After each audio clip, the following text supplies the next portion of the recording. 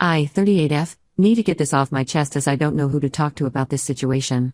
My husband Robbie, 41M, and I have been married for 10 years now. We met in college when I was 18 and he was 21. He was this incredibly fit guy who was on the college track team, and I was just a regular student focusing on my studies. We became friends almost instantly and spent most of our time together. Back then, Robbie and I shared all our classes as we were both business majors. We started studying together in the library every evening. He would help me with statistics while I helped him with marketing concepts. Gradually, our study sessions turned into coffee dates and movie nights. We became inseparable. All our friends used to joke about how we were practically dating without actually dating. Our relationship evolved slowly. During our senior year, we finally admitted our feelings for each other and started dating. Those were probably the happiest months of my college life. Robbie was attentive, caring, and made me feel special. But things changed after graduation. He got offered a position as a personal trainer at an upscale gym in the city, while I landed a marketing job at a firm about 2 hours away. We tried long distance for a few months but eventually broke up. The distance wasn't the only issue though. Robbie was becoming increasingly focused on his fitness career. He was spending longer hours at the gym, participating in competitions, and building his client base. Meanwhile, I was trying to establish myself in my career, often working late and traveling for client meetings. Despite the breakup, we stayed in touch through social media and mutual friends. 2 years later, I got transferred to the same city where Robbie worked. We ran into each other at a coffee shop and it felt like no time had passed. We started hanging out again, and within a month, we were dating. This time felt different. We were both more mature, had established careers, and knew what we wanted from life. After dating for a year, Robbie proposed during a hiking trip. I was 28 and he was 31 when we got married in a beautiful beach ceremony. The first few years of marriage were great. We bought a house together, traveled to different countries, and built a comfortable life. Robbie's fitness career took off. He became the head trainer at his gym and started his own fitness consulting business. I climbed the corporate ladder and became a marketing director. But looking back, I can see where things started to change. Robbie has always been obsessed with fitness. Even now at 41, he spends at least 3 hours at the gym every day, goes running every morning at 5 a.m., and participates in various athletic events. He's constantly training for one competition or another. His entire social circle consists of gym buddies and fitness enthusiasts. I, on the other hand, have never been into intense workouts. I enjoy my weekly Pilates classes and occasional yoga sessions, but that's about it. Over the years, I've gained some weight and become what you'd call slightly chubby. This never bothered me much as I've always been comfortable in my own skin. I focus more on my career and enjoy spending my free time reading or watching movies. Things started changing about 6 months ago. Robbie's sex drive has always been higher than mine, but lately it's become overwhelming. He wants intimacy almost every day, sometimes multiple times a day. I've tried to keep up, but between work stress and general tiredness, it's exhausting. He started making comments about how I should join him at the gym, suggesting that maybe if I was more active, I'd have more energy for sex. At first, these were subtle hints. He would casually mention how couple workouts could be fun, or how exercising together might spice up our relationship. Then the comments became more direct. He started pointing out how all his clients had such high energy levels, how being fit could improve libido, and how I seem to always be too tired these days. These comments hurt, but I tried to ignore them. The breaking point came last month. After another argument about our mismatched libidos, where he accused me of not putting enough effort into maintaining our physical relationship, I made what I now realize was a huge mistake. I suggested we try an open relationship. My thinking was that if he could fulfill his physical needs elsewhere, he'd stop pressuring me so much and we could focus on the emotional aspects of our marriage. Robbie seemed hesitant at first. He asked if I was sure, if this was really what I wanted. After several long discussions, we agreed to try it with some ground rules: no emotional attachments, complete honesty about partners, no one from our social circle, and definitely no family members. We also agreed to use protection and get regular STD tests. I even created a spreadsheet to track when and where he would be meeting others, just to maintain transparency. Everything seemed fine for the first few weeks. Robbie started going out more often and I noticed he was happier and less frustrated at home. He would tell me about his dates, mostly women he met at the gym or through fitness competitions. I tried to be supportive, even though it was harder than I expected. Then I started noticing a pattern. All the women he was seeing were extremely young, between 19 and 22, and very fit. They all looked like fitness models, tall, toned, with perfect bodies. When I brought this up, he dismissed it, saying these were just the kind of women he met at the gym. He said younger women were more likely to be interested in casual relationships without emotional attachment. I felt increasingly insecure but reminded myself that this was what I had suggested. I tried to focus on the positives. He was less frustrated at home, we were fighting less about sex, and he had stopped making comments about my lifestyle. But something felt off. The situation has been eating at me though. I can't help but feel that by suggesting an open relationship, I've somehow validated all his complaints about my body and our sex life. I've started wondering if this was really about his high sex drive or if he just wasn't attracted to me anymore. Last week, I overheard him on the phone with one of these girls. He was talking to her the way he used to talk to me when we first started dating, using the same pet names, making the same jokes. It made me realize that despite our rule about no emotional attachments, he was developing connections with these women. When I confronted him about it, he laughed it off, saying I was being paranoid and that I had no right to complain since this was my idea in the first place. He said I couldn't dictate how he talked to other women and that I was just jealous because these women were younger and fitter than me. I'm starting to regret my decision, but I don't know how to take it back without seeming controlling or hypocritical. The whole situation is making me question our entire relationship. Was I just a convenient choice because we had history? Did he settle for me because I was there when he was ready to get married? I need advice on how to handle this. Update 1: The situation has gotten more complicated. My niece Mallory, 19F, came to stay with us for a few days last week. She's my sister's daughter and is considering moving to our city for college.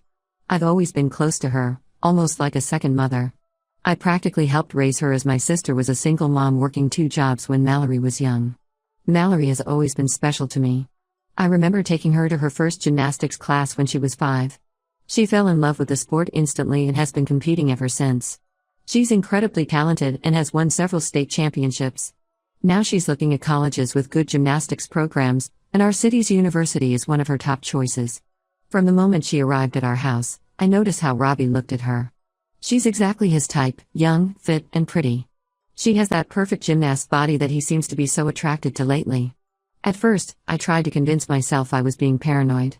After all, this was my niece, practically my daughter. Surely Robbie wouldn't cross that line. But things felt off from the start. Robbie, who normally leaves for the gym at 5 a.m., started staying home until after breakfast.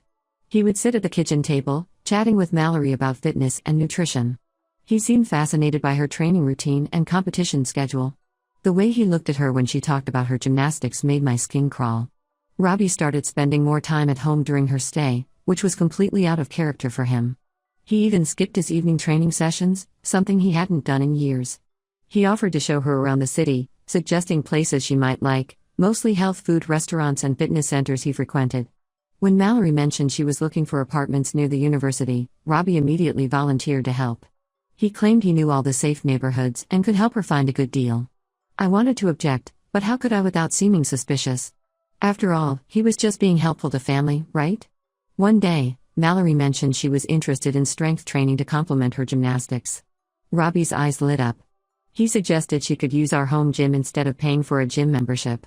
He offered to create a training program specifically for her, something he usually charges his clients hundreds of dollars for.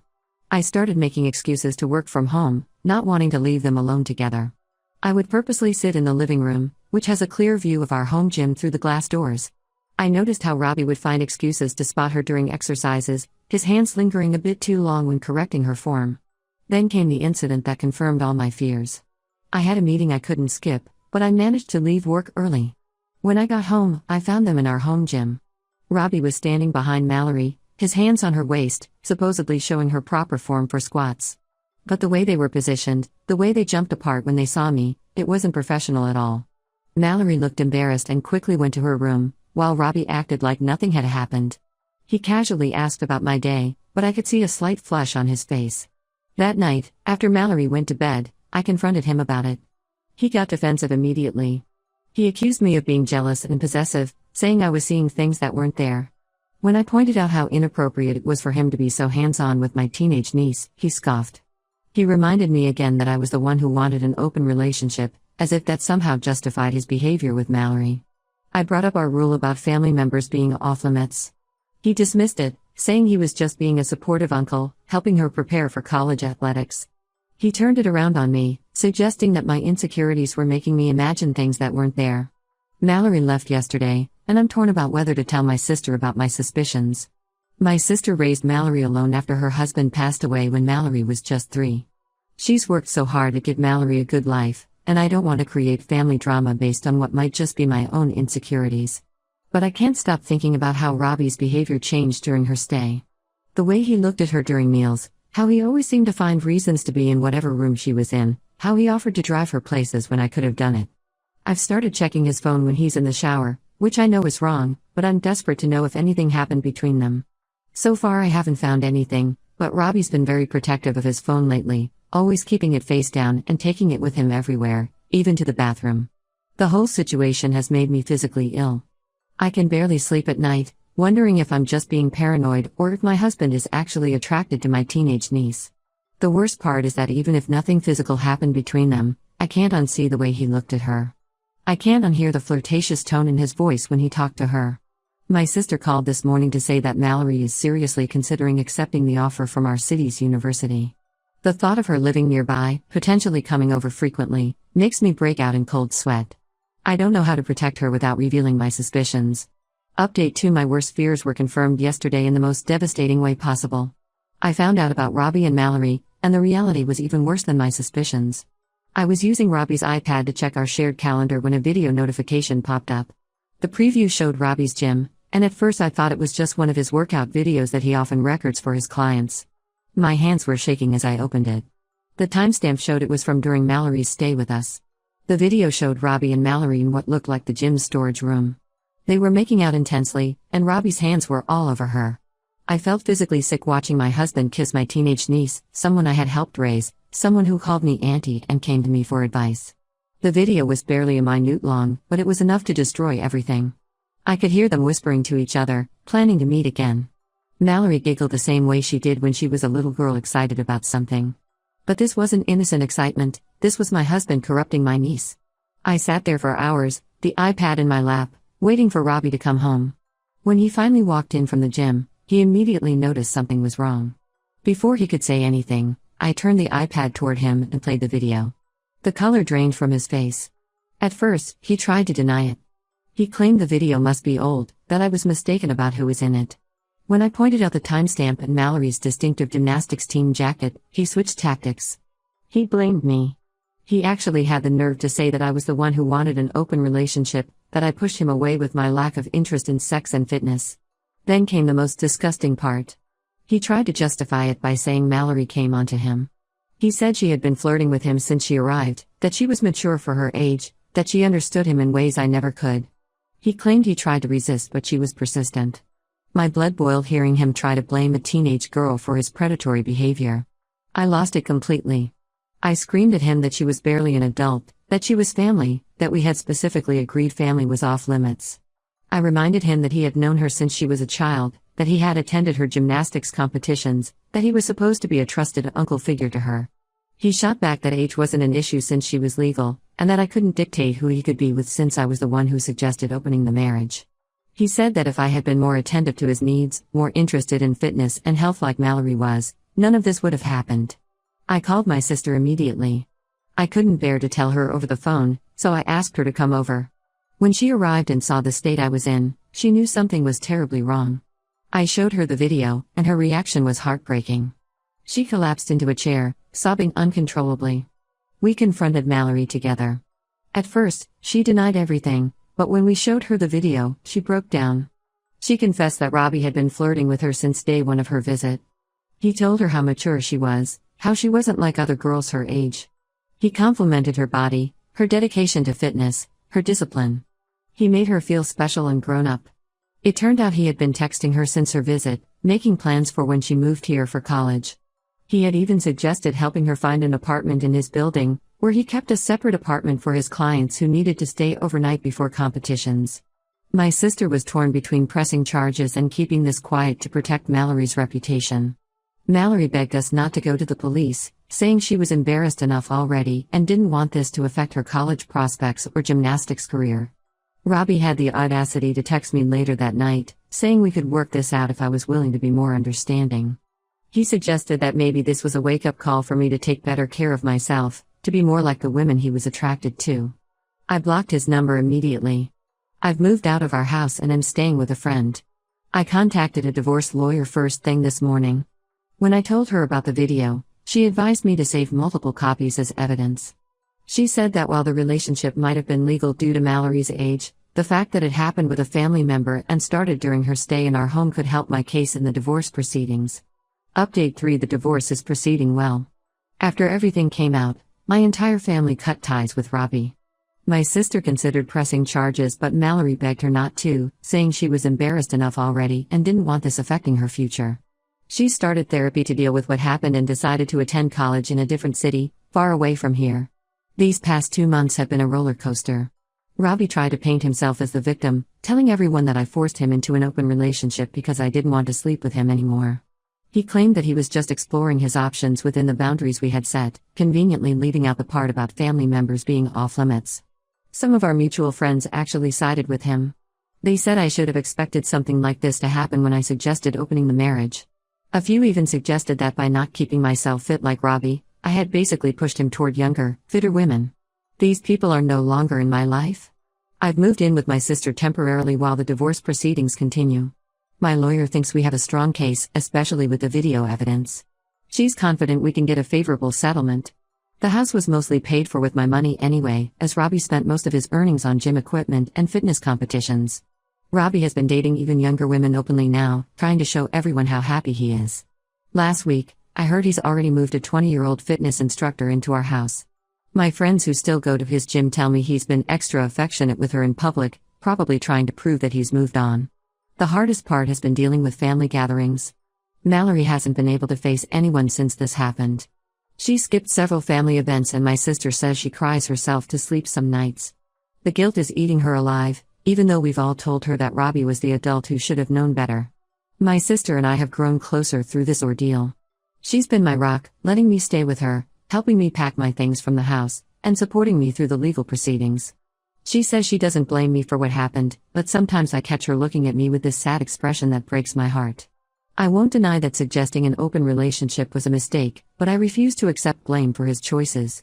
He could have said no to my suggestion, or he could have respected our boundaries. Instead, he chose to betray not just me but our entire family. He took advantage of a teenage girl who trusted him as an uncle figure. Looking back, I can see now that our whole relationship was built on his terms.